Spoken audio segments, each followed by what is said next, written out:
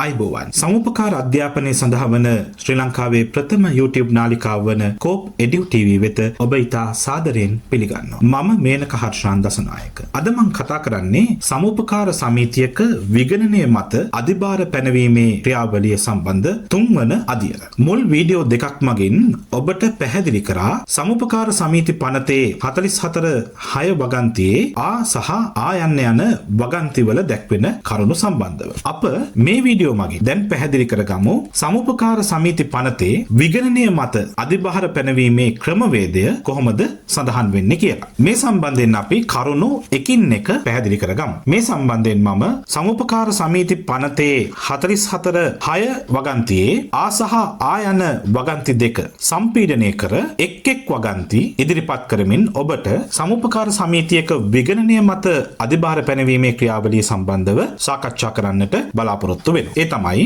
යම් තැනැත්තෙකු විසින් නීතියට පටහැනිව යම් ගෙවීමක් කර ඇති බව හෝ සමිතියේ යම් අරමුදල් පාවිච්චි කර ඇති බව විගණනයක් පැවැත්වෙද්දී හෝ අවසානයේදී විගණකවරයා විසින් සොයා ගැනීම.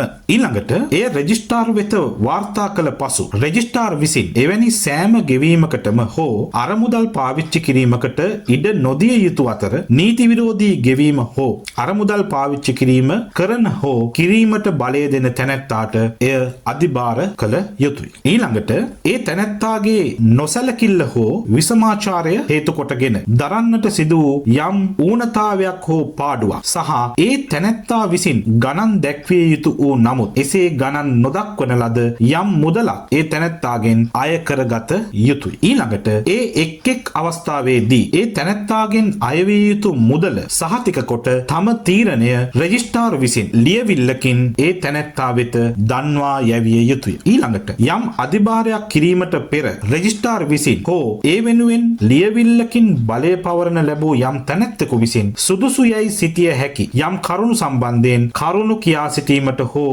ඉදිරිපත් කිරීමට ඒ තැනැත්තාට අවස්ථාවක් ලබා දිය යුතුය. ඊළඟට ඉඩ නොදීමක් හෝ අධිභාර කිරීමක් කරනු ලැබුවහොත් රෙජිස්ට්‍රාර්ගෙන් හෝ ඔහු විසින් බලය පවරනු ලැබූ තැනැත්තාගේ තීරණය සඳහා හේතු ඉල්ලා ඔහු වෙත ඉල්ලීමක් ඉදිරිපත් කළ හැකි. ඊළඟට ඉඩ නොදීම හෝ අධිභාර කිරීම සම්බන්ධයෙන් රෙජිස්ට්‍රාර් හෝ රෙජිස්ට්‍රාර් විසින් බලය පවරනු ලබන තැනැත්තෙකු තම තීරණයේ හේතු ලියවිල්ලකින් ඒ තැනැත්තා වෙත සැපිය යුතුයි. ඊළඟට රෙජිස්ට්‍රාර්වරයා විසින් කරන ලද තීරණයට අනුකූලව ක්‍රියා නොකරන ලද අවස්ථාවක 66 දෙවන වගන්තියේ විධිවිධාන අවශ්‍ය වෙනස් කිරීම සහිතව අදාළ විය යුතුය. මෙන්න මේ පියවරයන් ටික තමයි සමුපකාර සමිතියක විගණනය මත අධිභාර පැනවීමේ ක්‍රමවේදය බවට පත්වන්නේ. මේ සම්බන්ධව මෙම ක්‍රියාවලිය ක්‍රියාත්මක කිරීමේදී සමුපකාර නීතියේ තිබෙන අඩුපාඩු සහ ප්‍රායෝගික ගැටලු සම්බන්ධව තවත් වීඩියෝවකින් ඔබට කතා කරන්නට බලාපොරොත්තු වෙනවා. එනිසා අපි යලිත් හමු වෙමු කෝප් එඩියු TV තුලින් මේ පිළිබඳව වැඩිදුරටත් කතා කරන්න. ස්තුතියි.